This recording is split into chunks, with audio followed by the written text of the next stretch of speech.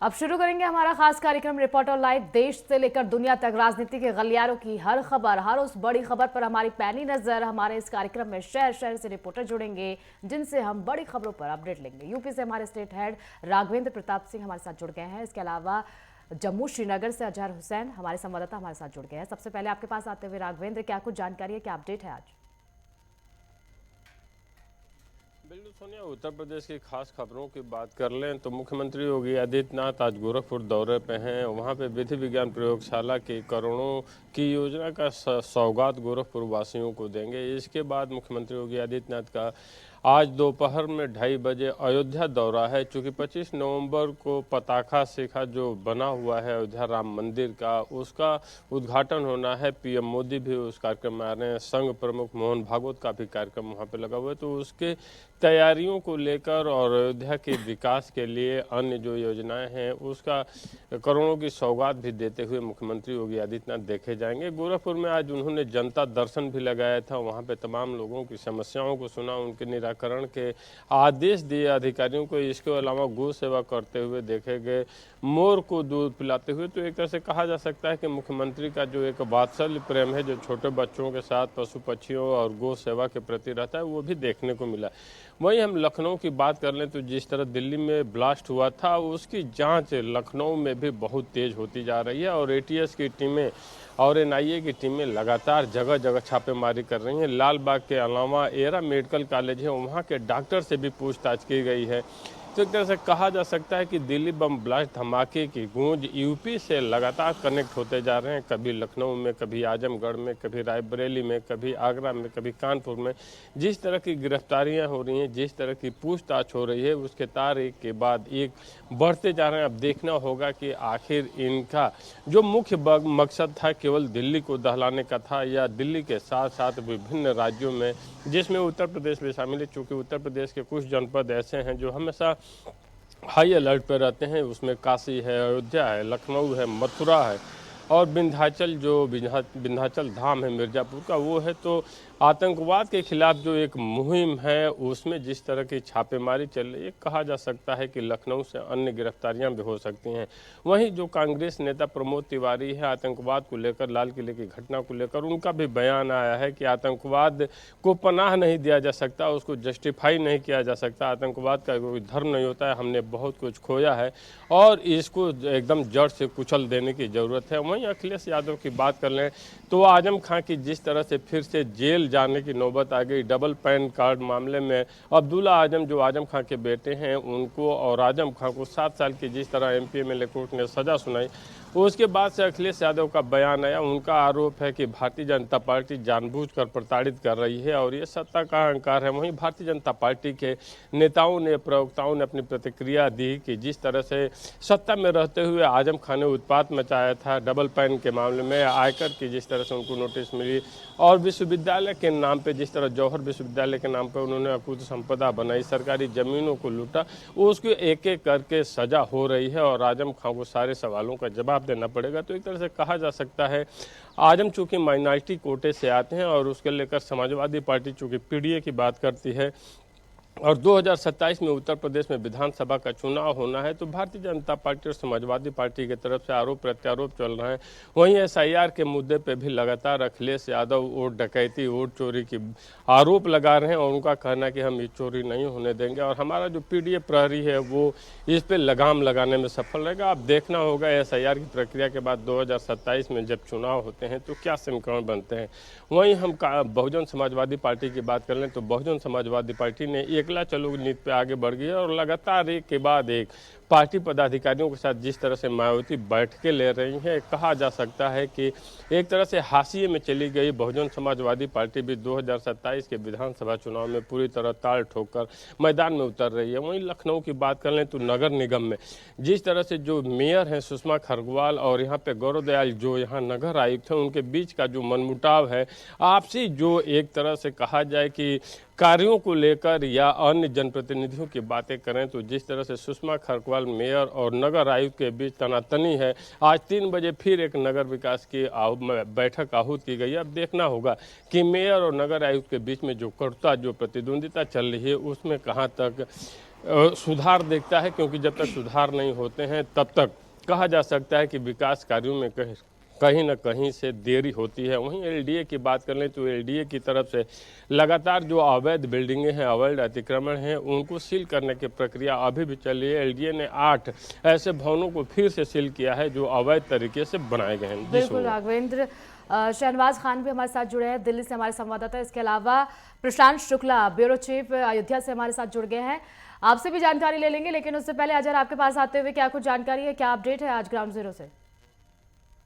देखिए, दिल्ली ब्लास्ट के हवाले से लगातार हम देख रहे हैं कि जिस तरीके से सिक्योरिटी फोर्सेस लगातार जो है खंगाले जा रहे हैं, सारे सबूत जो है वो इकट्ठे किए जा रहे हैं। वो पर्टिकुलर व्हाइट कॉलर जो आतंकी नेटवर्क है, इसको पर्दाफाश करने में लगी हुई जो है। एक और एनआईए की जानिब से एक और जो व्यक्ति है जिसका नाम आमिर रशीद बताया जाता है, जो श्रीनगर का बताया जाता है, कल किया गया है, वो बताया जा रहा है कि ये भी इसने भी दिल्ली कार ब्लास्ट में एक अहम रोल अदा किया है। तो कहीं ना कहीं इस ब्लास्ट के हवाले से जो है सिक्योरिटी जो सक्रिय है उस तरीके से काम कर रही है, इन्वेस्टिगेशन जारी है। और कल दिल्ली में हमने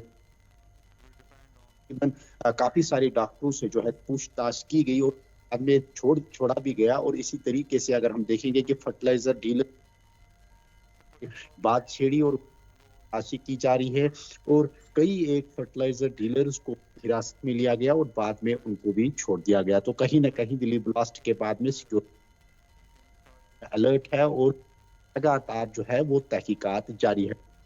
में अगर आज सुबह की बात करें तो काउंटर इंटेलिजेंस कश्मीर यानी आज सुबह अनंतनाग, कुलगाम और श्रीनगर के शीरीन बाग हॉस्पिटल में छापामार कार्रवाई अंजाम दी गई और ये डॉक्टर्स के घर पे भी तलाशी कार्रवाई की गई, पूरी तरीके से खंगाला गया। और अभी तक ये जो रेड्स है ये तकरीबन जो है 10 से 12 लोकेशंस पर ये रेड चल रही है और लगातार अभी तक चल रही है। क्या कुछ अपडेट आ रहा है तो आपके साथ भी साझा करेंगे, लेकिन फिलहाल इसमें जो है काफी सारे जो डॉक्यूमेंट्स है और मोबाइल फोन्स, लैपटॉप्स, उनको खंगाला गया और कहीं ना कहीं देखा जा रहा है कि किस तरीके की गतिविधि है, क्या व्हाइट कॉलर्स की किसी इस आतंकी हमले या आतंकी संगठन हिसाब से जो है वो इन्वेस्टिगेशन लगातार जारी है। दूसरी जानिब अगर आप बात करें कि जिस तरीके से नौगाम पुलिस स्टेशन में ब्लास्ट हुआ और उसके बाद में कल लगातार जो है डीजीपी जो है और साथ में जो टॉप ऑप्शनल्स है वो परिजनों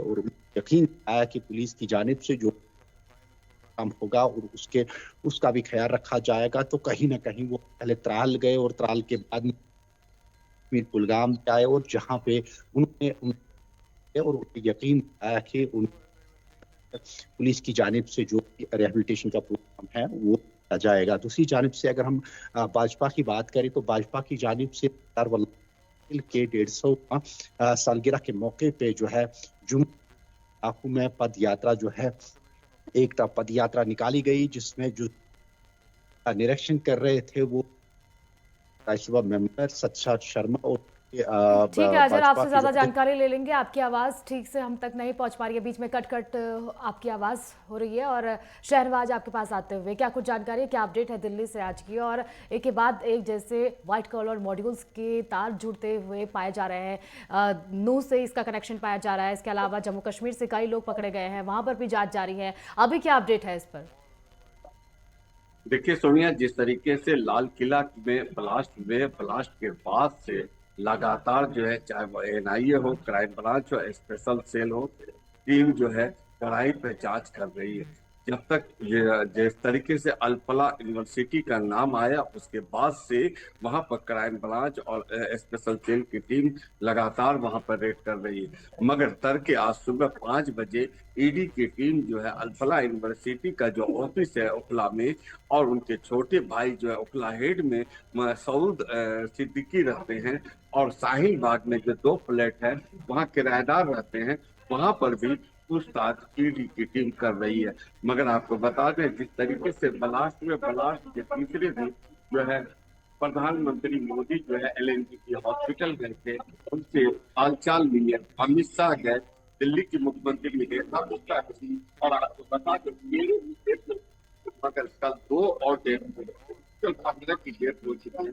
मगर हर एंगल पर जो है ईडी की टीम हो या क्राइम ब्रांच हो या हरियाणा पुलिस हो, तो पूरी जांच कर रहे हैं कि आखिर जिस तरीके से डॉक्टर मुजम्मिल, एक वीडियो वायरल हो रहा है डॉक्टर उमर का जो डेथ हो गए हैं कार ब्लास्ट में, उनका 2 दिन पहले का है, क्योंकि वीडियो जिस तरीके से वो इंग्लिश में स्पीच कर रहे हैं वो वीडियो वायरल हो रहा है, वो अपने चैनल पर भी है। मगर जिस तरीके से doctor Umar, doctor Shaina, doctor Muzammil ये सब गिरफ्तार हुए हैं, और अल्फला यूनिवर्सिटी के बगल में जो मस्जिद है वहां के इमाम को भी गिरफ्तार किया गया है। आखिर जो है उमर जो है कहाँ कहाँ पुरानी दिल्ली में नमाज पढ़ा और कहाँ कहाँ गए, कहाँ चाय की दुकान पे चाय, सभी को हर एंगल पर जांच कर रहे हैं। ईडी की टीम जो है और क्राइम ब्रांच दिल्ली पुलिस की, वो हर एंगल पर जांच कर रहे हैं। जी सोनिया। ठीक है प्रशांत, आपके पास आते हुए क्या कुछ जानकारी है, क्या अपडेट है अयोध्या से आज की? जी सोनिया, मैं बिल्कुल बताऊं आपको, अयोध्या की अगर बड़ी खबरों की बात करें तो 25 नवंबर को जो ध्वजारोहण का कार्यक्रम है, भव्य कार्यक्रम है, जिसमें देश के प्रधानमंत्री नरेंद्र मोदी के साथ साथ जो संघ के प्रमुख मोहन भागवत और राष्ट्रपति से लेकर करीबन 6000 से ज्यादा लोग आमंत्रित किए गए। उसी को लेकर आज उत्तर प्रदेश के मुख्यमंत्री योगी आदित्यनाथ अयोध्या पहुंचे हैं और करीबन 2:22 पे उनका हेलीकॉप्टर अयोध्या में रामकथा पार्क पर लैंड करेगा और वहां से लैंड करने के बाद सबसे पहले हनुमानगढ़ी दर्शन करने जाते हैं, हनुमानगढ़ी दर्शन करेंगे। उसके पश्चात उसके बाद प्रभु श्री राम के दर्शन करते हुए दिखाई देंगे और आरती करते हुए दिखाई देंगे। वहीं उसी राम मंदिर परिसर के अंदर ही उस समीक्षा बैठक में मीटिंग भी करेंगे, क्योंकि ये भव्य कार्यक्रम, बड़ा कार्यक्रम है और ये कहते हैं तीसरा बड़ा कार्यक्रम है राम मंदिर को लेकर, और करीबन 6000 से ज्यादा लोग आमंत्रित किए गए हैं अयोध्या के राम मंदिर कार्यक्रम में। और बता दें आपको, उनके लिए करीबन 1600 से ज्यादा रूम बुक कर दिए गए हैं। अलग जगह जो सेफ्टी सिक्योरिटीज को देखते हुए वहां पे पुलिस बल तैनात करे जाएंगे। मंडल से आसपास से लोग, उत्तर प्रदेश के कई जिलों से यहाँ पे फोर्स लगाई जा रही है। सीसीटीवी कैमरे से निगरानी है, किसी तरीके की कोई भी प्रॉब्लम ना हो, उसको लेकर मुख्यमंत्री योगी आदित्यनाथ आज समीक्षा बैठक करने अयोध्या पहुंचे में। वहीं अगर बता दें आपको, राम मंदिर के कार्य समिति के जो अध्यक्ष निपेन मिश्रा हैं वो भी अयोध्या पहुंचे हैं। उन्होंने उसमें साफ तौर पर आज ये भी बताया कि जो प्रदेश के प्रधानमंत्री नरेंद्र मोदी पहुंचेंगे 25 नवंबर को, उसका जो ध्वजारोहण का कार्यक्रम का शुभ मुहूर्त की अगर बात करें तो 11:58 से 1 बजे तक उसका ध्वजारोहण का कार्यक्रम है, जिसमें देश के प्रधानमंत्री नरेंद्र मोदी ध्वज लहराते हुए दिखाई देंगे। और उन्होंने ये भी बता दिया है कि ध्वजारोहण का कार्यक्रम का मतलब ये हो गया कि राम मंदिर का जो कार्य है वो एक तरफ से पूर्ण हो चुका है। उसी को लेकर महासचिव चंपत राय का भी बयान आया है कि 25 नवंबर को 24 नवंबर के रात्रि से ही जो आम जनमानस है उनके लिए, श्रद्धालु के लिए दर्शन करना बंद कर दिया जाएगा, तो उस दिन वो लोग ना पहुंचे। अगर उनको ध्वजारोहण का कार्यक्रम देखना है, दर्शन करना है, तो लाइव प्रसारण से देखिए, दूरदर्शन से भी लाइव दिखाया जाएगा। और अयोध्या में अगर वो मौजूद रहेंगे तो करीबन 30 जगह से ज्यादा LCD लगाई जाएगी चौरा चौरा पे, जिस वजह से वो लाइव प्रसारण देख सकते हैं। बिल्कुल ठीक है प्रशांत, आपसे भी ज्यादा जानकारी ले लेंगे। चंडीगढ़ से हमारी संवाददाता ईशा ठाकुर हमसे जुड़ गई हैं, उनसे अपडेट ले लेते हैं। ईशा, क्या अपडेट है आज की? देखिए, अल फलाह यूनिवर्सिटी की अगर बात करें तो वहां पर केंद्रीय एजेंसियां आज भी मौजूद हैं और लगातार वहां पर पूछताछ की जा रही है। और पूरी जो यूनिवर्सिटी है उसको जिस तरीके उसमें जितने भी छात्र इस वक्त पढ़ रहे थे उनसे भी लगातार पूछताछ की जा रही है। जितने भी टीचर्स वहां पर थे, डॉक्टर्स की टीम वहां पर थी, उनसे लगातार पूछताछ की जा रही है। और ये जो लिंक है ये पंजाब भी पहुंचा हुआ है, क्योंकि कई ऐसे डॉक्टर्स हैं जिन्होंने अल फलाह यूनिवर्सिटी से MBBS की पढ़ाई की थी, उनसे भी यहाँ पर पूछताछ की जा रही है, क्योंकि उनके लिंक उन प्रोफेसर से मिलते हुए नजर आ रहे हैं जिनके नाम दिल्ली बॉम्ब ब्लास्ट में यहाँ पर सामने आए हैं। अभी देखिए, दिल्ली बॉम्ब ब्लास्ट में मरने वालों की संख्या 15 पहुंच चुकी है। और इसी के साथ अगर हम बीते कल की बात करें तो सूरजकुंड में जो उत्तर क्षेत्रीय परिषद की बैठक की अध्यक्षता केंद्रीय गृह मंत्री अमित शाह ने की, तो उस दौरान उन्होंने कहा साफ तौर से और दो टूक शब्दों में कहा है कि जो आतंकी हैं जिन्होंने दिल्ली बॉम्ब ब्लास्ट को अंजाम दिया है, उन दोषियों को पाताल से भी ढूंढ निकालेगी मोदी सरकार और उन्हें कड़ी से कड़ी सजा देने का काम मोदी सरकार की तरफ से किया जाएगा। और यहाँ पर एक कड़ा संदेश केंद्रीय गृह मंत्री अमित शाह ने फरीदाबाद में आकर दिया है। और फरीदाबाद की जो अल फलाह यूनिवर्सिटी है अभी भी सवालों के कटघरे में है। उसके चेयरमैन को 2 बार सम्मन भेजा गया है ईडी की तरफ से। दिल्ली और आसपास के, चाहे दिल्ली NCR के इलाके की बात करें, वहां पर भी लगातार छानबीन यहाँ पर की जा रही है। और ये भी माना जा रहा है कि अभी और भी नाम उजागर होंगे, क्योंकि अभी देखिए डॉक्टर्स की जो टीम है वो सामने आ रही थी कि उनके जो तार है दिल्ली बॉम्ब ब्लास्ट से आतंकियों के साथ जुड़े हैं, लेकिन अब छात्रों के नाम यहाँ पर आ रहे हैं जिनकी जिनका इलाज इन डॉक्टर ने किया था, उन पेशेंट के नाम यहाँ पर सामने आ रहे हैं कि वो भी इन आतंकी गतिविधियों में संलिप्त हो सकते हैं। और लुधियाना में एक डॉक्टर से एनआईए ने पूछताछ की है और एनआईए का कहना है कि दोबारा अगर जरूरी पड़ा तो दोबारा से उस डॉक्टर से पूछताछ की जाएगी। रोहतक की एक डॉक्टर है प्रियंका शर्मा, जिन्हें पूछताछ के बाद जरूर छोड़ा गया है, लेकिन माना जा रहा है कि आने वाले समय में और भी कई लोगों की गिरफ्तारी इस पूरे प्रकरण को लेकर हो सकती है, क्योंकि अगर हम बात करें गणतंत्र दिवस आने वाला है और इसके साथ ही नववर्ष को लेकर भी बिल्कुल ईशा, एक के बाद एक बड़े खुलासे इस पूरी घटना में हो रहे हैं। जो दिल्ली में ब्लास्ट हुआ था उसके बाद से अब देश भर में जो इनका नेटवर्क था उनके खुलासे अब शुरू होने लग गए हैं। राघवेंद्र, आपके पास आते हुए देखिए, यूपी की राजनीति अभी गरमाई हुई है। एक तरफ जहां बीजेपी ने अच्छा प्रदर्शन किया है बिहार में, अब उनका जो ये एमवाई समीकरण था यादव और सपा पार्टी या फिर महागठबंधन का कहे, वो वहां पर फेल होता साबित हो रहा है। एक तरफ बसपा सुप्रीमो मायावती कह रही है कि हम वापसी करेंगे, पूरी कोशिश में वो जुटी हुई है। हालांकि उन्होंने एकला चलो का नारा लगाते हुए वो वहां पर भी अकेले लड़ी और वहां पर अच्छा प्रदर्शन भी किया है। उनकी ज्यादा रैली नहीं हुई राघवेंद्र वहां पर, लेकिन एक सीट उन्होंने हासिल की है। इसका मतलब 2027 का चुनाव बेहद दिलचस्प होने वाला है यूपी में। बिल्कुल सोनिया, चूँकि 2027 के चुनाव की बात कर लें तो उत्तर प्रदेश की भौगोलिक स्थिति अलग अलग होती है। पश्चिमी यूपी में अलग समीकरण बैठते हैं, तो अवध प्रांत में अलग समीकरण बैठते हैं, तो बुंदेलखंड में अलग समीकरण बैठते हैं, वहीं पूर्वांचल में अलग समीकरण बैठते हैं। जिस तरह से आरएलडी भी इस समय भारतीय जनता पार्टी के साथ है, सुभाषपा भी ओपी राजभर की भारतीय जनता की पार्टी साथ है, इसके अलावा निषाद पार्टी के संजय निषाद भी भारतीय जनता पार्टी के साथ हैं। तो एक तरह से कहा जा सकता है कि जितने भी यहाँ के मजबूत क्षेत्रीय दल हैं छोटे छोटे, उनको भारतीय जनता पार्टी अपने साथ ही समय रखे हुई है। इसके अलावा अगर बहुजन समाजवादी पार्टी की बात कर लें तो मायावती जिस तरह से बिहार चुनाव में और लोकसभा चुनाव में, इसके अलावा अब आने वाले 2027 के चुनाव में अपने दम पे चुनावी मैदान में निकलना चाहती हैं, अपने खोए जनाधार को पाना चाहती हैं। और बहुजन समाजवादी पार्टी ही इकलौती ऐसी पार्टी है जिसके पास एक मुश्त 8 से 10% वोट होते हैं और वो वोट बसपा को ही जाते हैं। और उनको अब जो मेहनत करनी है, जैसा उन्होंने अपनी बैठकों में भी कहा कि अगर सभी जो हमारे कोर वोटर हैं वो एकजुट हो जाते हैं, हमारा बामसेफ सक्रिय हो जाता है बूथ लेवल पे, तो जो सवर्ण है वो ऑटोमेटिक ही हमारे साथ जुड़ जाएंगे। तो एक तरह से कहा जा सकता है वो कि नए हौसलों के साथ, नई उम्मीद के साथ बसपा सुप्रीमो मायावती अब 2027 के चुनाव में ताल ठोकना चाहती हैं। वहीं हम अखिलेश यादव की बात कर लें तो अखिलेश यादव, जिस तरह आपने कहा सोनिया कि एमवाई फैक्टर बिहार में सफल नहीं हुआ, तो बिहार में एमवाई फैक्टर को एमवाई फैक्टर नहीं हराया। जिस तरह से मुस्लिम और यादव के दम पे जो इंडिया गठबंधन था चुनावी मैदान में था, वहीं एनडीए महिलाओं और युवाओं के दम पे, सुशासन के नाम पे, बेहतरीन कानून व्यवस्था के नाम पे, बेहतरीन इंफ्रास्ट्रक्चर के नाम पे चुनावी मैदान में थी और उसे जीत मिली।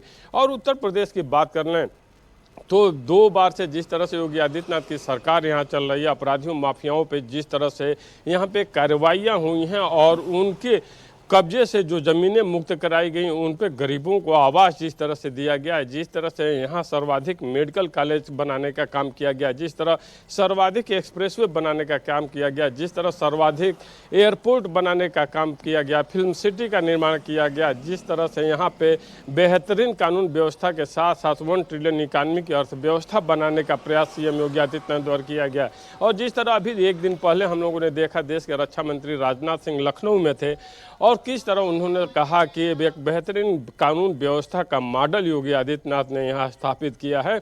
और आपको बताना चाहूँगा सोनिया, दर्शकों को बताना चाहूँगा कि शायद योगी आदित्यनाथ की बेहतरीन कानून व्यवस्था और उनकी जो बुलडोजर नीति थी, उसी की देन थी कि उत्तर प्रदेश में 37 साल बाद कोई भी सरकार रिपीट हुई थी। तो एक तरह से कहा जा सकता है कि 2027 का जो चुनाव होगा कहीं न कहीं से लॉ एंड ऑर्डर, बुलडोजर की नीति और 1 ट्रिलियन इकानमी, महिला सुरक्षा को लेकर होगा। तो दूसरी तरफ जो पीडीए के प्रत्याशी होंगे, खास करके अखिलेश यादव और कांग्रेस की बात करना, तो ये कहीं ना कहीं एमवाई फैक्टर के सहारे संविधान, एसआईआर और लोकतंत्र बचाने के नाम पे फिर चुनावी मैदान में होंगे और वहाँ पे स्पष्ट रूप से फिर नजर आने लगता है कि जनता जनार्दन विभिन्न योजनाओं परियोजनाओं का लाभ पाकर, डायरेक्ट बेनिफिट अपने अकाउंट में पाकर जिस तरह से खुश है, लाभार्थियों का एक खास वोट बैंक जिस तरह बीजेपी ने तैयार किया है, इससे पार पाना इंडिया गठबंधन को इतना आसान नहीं होगा। बिल्कुल राघवेंद्र, वहीं जिस हम तरीके कांग्रेस से की बात करें सीएम तो योगी की लोकप्रियता है वो भी काबिले तारीफ है,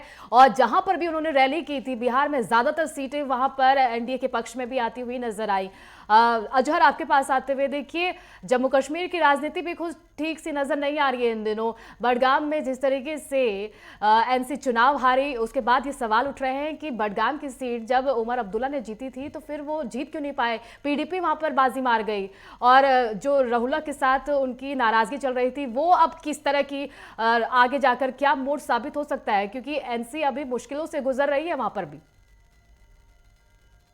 लगातार अगर हम आगा रुहुल्ला और नेशनल कॉन्फ्रेंस की बात करें, जब से बाईपोल इलेक्शन के बाद में जब अनाउंसमेंट हुई थी, लेकिन इलेक्शन से पहले साफ तौर पे जो आगा रुहुल्ला ने साफ तौर पे कहा था कि मैं इलेक्शन कैंपेन का किसी भी कैंपेन का हिस्सा नहीं बनूंगा, और उसने साफ तौर और स्पष्ट कहा था कि लोगों कि वो अपने वोट का हक खुद कर सकते हैं और अपने वोट का वो फैसला खुद कर सकते हैं। तो उसके बाद में वो जर्मनी चले गए थे। तो जब अनाउंसमेंट हुई, जब काउंटिंग हुई, तो उसके बाद में जब वो आए तो उनका पहला ही ये बयान था मीडिया के सामने। उन्होंने साफ तौर पे कहा कि अवाम ने जो अपना फैसला है वो सुनाया है और अवाम का फैसला जो होता है वो बरहक होता है। तो उसके बाद में कहीं ना कहीं जो चीफ मिनिस्टर उमर अब्दुल्ला या उमर सरकार जो है उसने उसके ऊपर जो है बादल मंडराते हुए नजर आ रहे थे। और इस तरीके से क्लियर हो गया, जिस तरीके से नगरोटा में बहुमत से जो दिव्या राणा जो भाजपा की कैंडिडेट थी वहां पे उन्होंने जीत हासिल की, तो कहीं ना कहीं एक मैसेज हुई। और जो ये सीट थी बडगाम सीट इसलिए महत्वपूर्ण थी क्योंकि 30 वर्षों से जो है ये जो है हमेशा जो है नेशनल कॉन्फ्रेंस की जोली में चली जाती थी ये सीट। और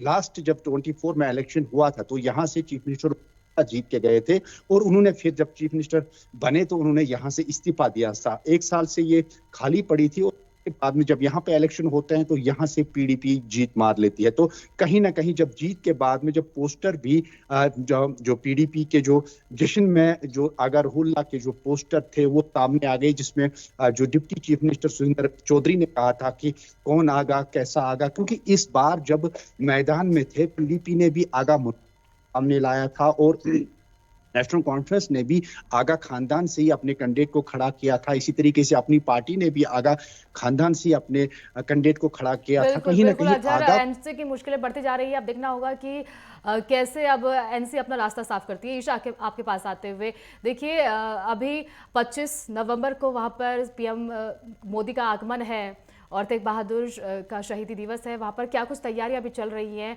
किस तरीके से वहाँ पर अभी जो फिलहाल स्थिति है वो संभाली जा रही है, क्योंकि जिस तरीके से अभी ब्लास्ट हुआ था दिल्ली में और सुरक्षा एजेंसियां अलर्ट मोड पर है, वहाँ पर अभी किस तरह की स्थिति है?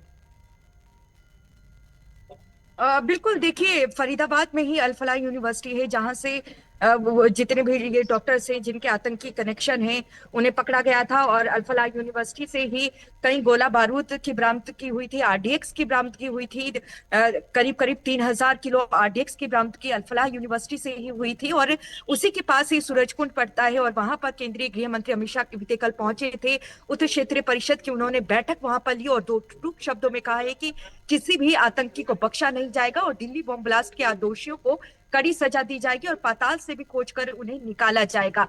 इन सब के बीच प्रधानमंत्री नरेंद्र मोदी के अगर दौरे की बात करें तो हाई अलर्ट पर इस वक्त फिलहाल पूरे देश को रखा गया है और पंजाब हरियाणा की जो सीमा है वो आपस में लगती है। ऐसे में दिल्ली, पंजाब, हरियाणा, चंडीगढ़ ये पहले से ही हाई अलर्ट पर रखे गए हैं। प्रधानमंत्री नरेंद्र मोदी कुरुक्षेत्र पहुंच रहे हैं 25 तारीख को।